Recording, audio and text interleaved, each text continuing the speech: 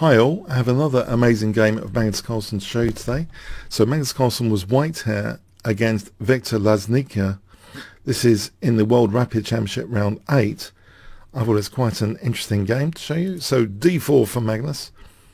We have d5, knight f3, knight f6, the dreaded London system, bishop f4, and black plays symmetrically e3, e6, so pretty solid you'd expect from both sides here. Knight bd2. In this position bishop d3 has been seen before, but if black just takes, it looks like a fairly equalish position. This kind of thing, it looks equalish.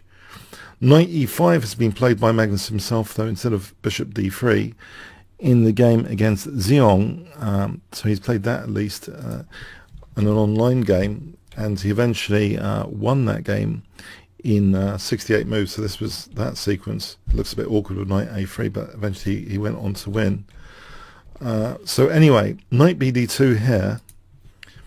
We have bishop e7, knight e5.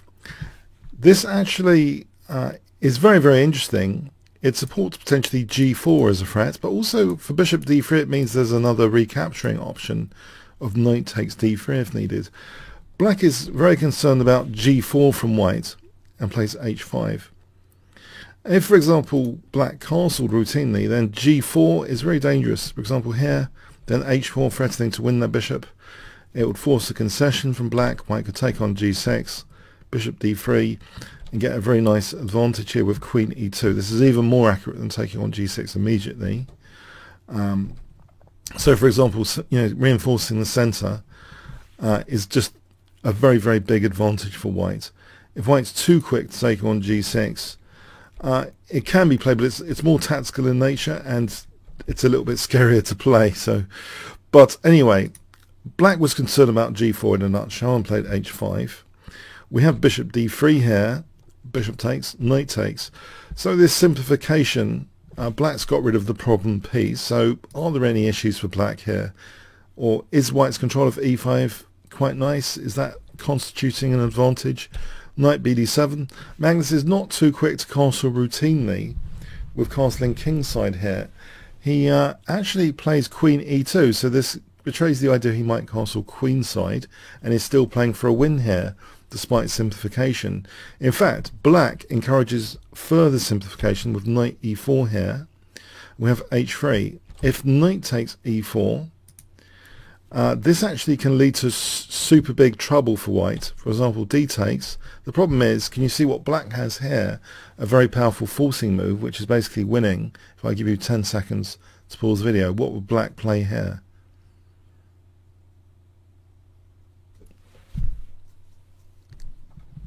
Okay, black can play g5 here. Yeah, the h5 isn't just to deprive g4. Sometimes it's useful for this, because that bishop's going to be trapped. For example, here, then f6, the bishop is coming off the board. A pigeonhole the bishop. Knight takes d2, but you might think, well, there's a lot of simplification going on already. If castling, I mean, say rook d1, black could take then, wait for rook d1. And still, it looks like a fairly equal position, if especially if white castles kingside. But black, played knight takes d2 here. We have queen takes, and wanted even more simplification. So I think black would be very happy with a draw against the world chess champion Magnus Carlsen. And so even more simplification. You might think, well, there's nothing to do here now. Did Magnus choose the wrong opening? There's only the two knights left of the minor pieces. But Magnus does play castling queenside. This seems a little bit more exciting in principle than castling kingside. We have h4, which kind of acts as a discouragement for the g-pawn. It would activate that rook. We have king b1, knight f6, and it looks as though knight e4 is a nuisance. It's extinguished with f3. For example, with g4, then it's a real nuisance with knight e4 to gain that tempo, and then queen g5 makes it actually quite painful looking at e3 and g3. So this is actually black ends up being better, being able to play knight f5 here and protect g7. So that would be an advantage to black. So f3, stopping all that nonsense. Queen b6. Rook he1, as though e4 is going to be someday if d4 is secured. Black castles queenside, c3, so it looks as though e4 is underway potentially. king b8, and lo and behold, we have e4 here, queen c7. If d takes e4, f takes this position, it looks fairly pleasant. White can play this annoying queen g5 just to test, you know, how is that defended, because it's also hitting h4. If this is played, white stands a little bit better. Yeah, so, but anyway, queen c7 was played, not d takes. And we have queen g5 anyway. We have rook dg8. If rook hg8, yes, then white can just snap off this pawn without too much penalty. So rook dg8, it inconveniences in a way this rook. It's like these rooks will be hard. You can imagine that they'll be hard to sort of make use, maybe on the c file, a little bit harder to retract. Rook c1, rook h5, especially with this rook h5, how is this rook going to participate in, say, a queenside scenario? We have queen e3, e5. It's kind of participating like this to support this e5 move. If black had instead played d takes e4, maybe this is interesting as well. But it seems with c4, white can, it seems, get an advantage like this. For example, like this. This is a very dangerous position for black with that knight c5 threatening knight a6. There's a lot of pressure here, dangerous pressure, rook lifts. It looks quite dangerous. This rook is not that influential.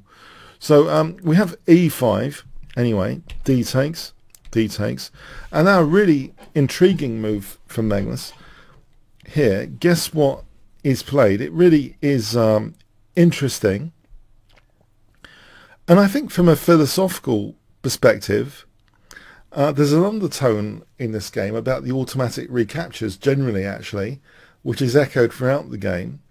And here, this move is very, very interesting indeed from certain perspectives. What do you think Magnus played here, if I give you 10 seconds to pause the video?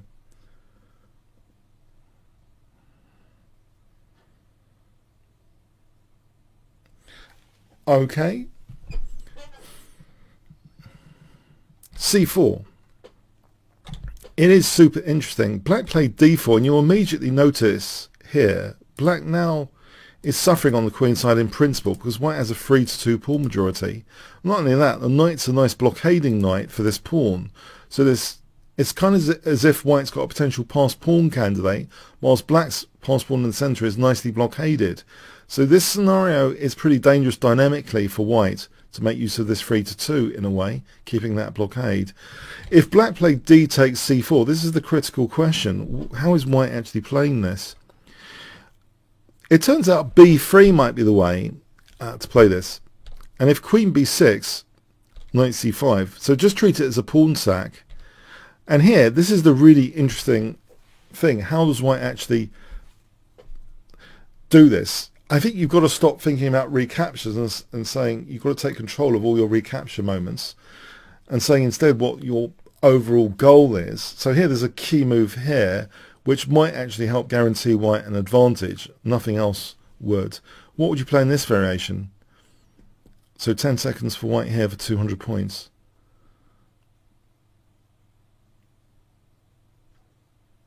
Okay, not like recapturing automatically. It will give nothing here. You really want to sort of, ideally in the ideal world, the dream is to sort of get to the king and sort of maybe expose the fact this rook's a bit misplaced and you've got two rooks potentially participating on the queen side. And the move that does the trick here is rook e2, just offer another pawn. AlphaZero taught us, don't just count pawns, look at the winning probability, and it will be going up, definitely. The winning probability goes up instead of the automatic recaptures. Okay, you lose a few pawns along the way, but here, this is just very dangerous. And, maybe this has been visualized by Magnus. It looks, very tactical disaster, but with rook b2, this is major. So, for example, rook c8, rook b2, if black has to sack the exchange immediately, then white's getting immediate material back and then can sort of cash out to sort of just be the exchange up. But there's, the interesting thing for me philosophically here is just in this position when this is casually played, this c4, it does have a big, set of implications. If we go back to this c4 move, just casually played, the outcome is immediately strategically advantageous after d4 creating that majority. But the real test with d takes c4 is extremely interesting to consider, how white has to be really casual about pawns in general and recapturing in general, and look at the broader scheme of things of what the dreams are for white. So d4 anyway was played. So white's definitely got a momentum here now, this 3-2 pawn majority. Black tries to blockade, the c5 square. That's ruled out. c5 is deprived black's usage. So we have this 3-2 pawn majority now.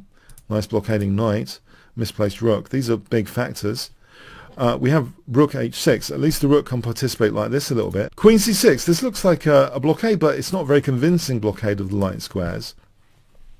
And in fact, queen b2 immediately indicates the desire for b5. That's extinguished, but it's kind of temporary and it's hitting the knight. The knight's defended, but also it means a4 to kick that blockader out. We have rook a6, again saying, well, you're not going to have a4, but again that's renewed with knight b2 now, nifty knight b2. So this whole construction of black, it's unblockading the situation. The rook goes to f6, a4, queen c6, black's being pushed back. Not too many options there. I mean, queen a6 looks even, it looks very, very dangerous. So queen c6, b5, queen e6, queen b4. So this momentum of the pawns, with the added bonus the king's there, it's not just about creating a passed pawn, the king's there, it's very dangerous for the king's safety. Rook c8, we have c6. Now knight b6 is played. If b takes c6, then b takes c6, check. And then here, just a5 wins that piece. So, queen e8, just take that piece, no problem. So knight b6 here. We have a5, and the knight is the worst knight in the world now, knight a8. So yeah, this knight's much better than that one. It's more central. We have c takes b7, king takes b7, and it looks fairly diabolical. Maybe Victor Laznicka, didn't really fancy his prospects here at all. We have rook takes c8, and this seems to leave a really irrelevant misplaced rook on the board. So it's as if Magnus is taking out the best pieces for black. But this rook is secretly saying, I give some options. You don't always have to automatically recapture. Just remember, I'm giving some options along here. The rook is secretly, faintly saying, whispering to Laznicka, if only Laznicka would keep listening to his pieces, that they give possibilities to himself. We have rook c1, we have queen d8. Now knight d3, but it looks so menacing. This knight looks to be coming to a killer position.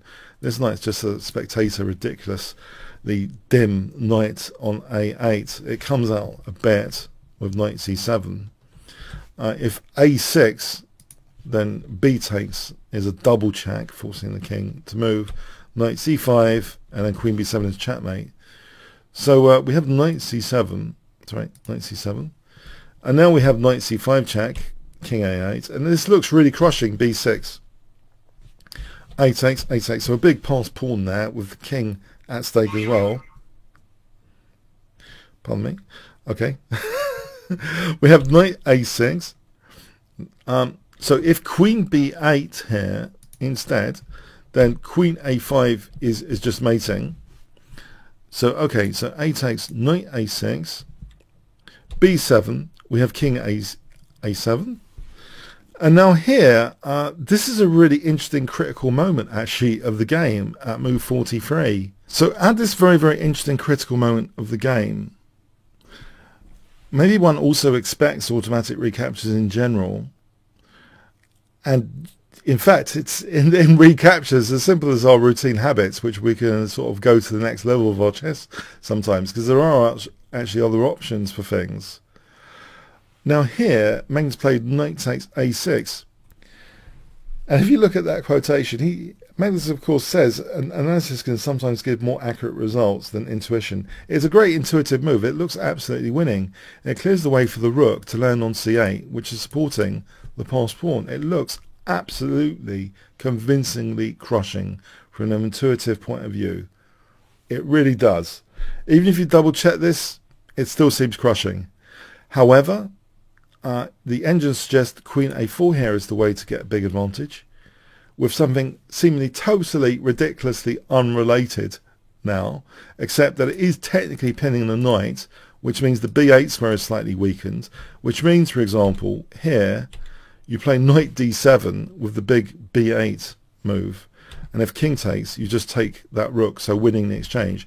That's the pedantic, pathetic looking way that the engines seem to want to treat white's position, to just gain a material advantage. But that might indeed be the most clinical way here to play this pin, because here lurks some dark secrets of the position. Yeah, Magnus played knight takes a6. Yeah, knight takes a6. But just before we get into that, just to convince you about queen a4, instead of d3, if rook b6 check, king c2, and here, say queen d6, king d1. Yeah, this is absolutely ridiculous. This would be a ridiculous thing to consider in a rapid game. And black would be taking here, because there are ideas now of crashing potentially down with that passed pawn. But it's starting to look crazy. So say black does take there, apparently that's one of the better moves. Black would end up losing the exchange. So that's the crazy engine way of playing the position, to actually use this pin here. Or maybe not so crazy. It depends how much analysis you do. But knight takes a6 seems absolutely natural. Now black played rook takes a6. And after rook c8, black had to resign. This is absolutely winning. Because if rook b6, then b8, because of that interruption of the queen to b8, is just queening and crushing. So that's how the game ended. But it turns out here, there's a dark secret, naughty secret here. Instead of rook takes a6, guess what black had in this position, if I give you 10 seconds to pause the video. And remember what that rook tried to whisper earlier in the game to Laznica. Don't automatically recapture. It was saying, Victor, don't automatically recapture things. I'm really useful along the third rank. Yes, if you had listened to that rook b6.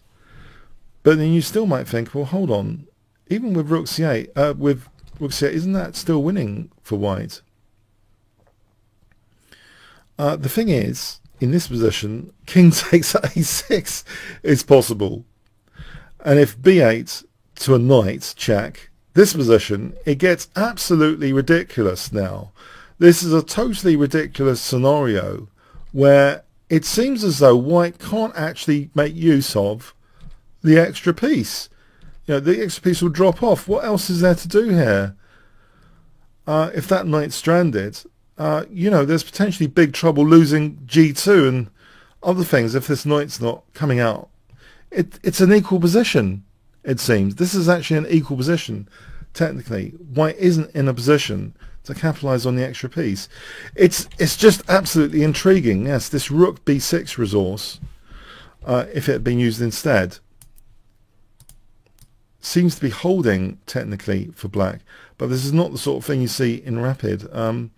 So if b8, then just queen takes b8, knight takes, rook takes b4 check, and then king takes, and black is the one with the small advantage even. So yeah, the tables are kind of turned after rook b6, it seems. It's incredible. Yeah, just to put this on the board again, king takes a6 here. Yeah. if you don't queen a knight, if you play b8, this is a worse, slightly worse scenario where black's even more equal on black's absolutely fine. I mean, black's the one that's a pawn up here. So queening the knight with the check is the way to play the position and get this position. But yeah, the knight's just stranded.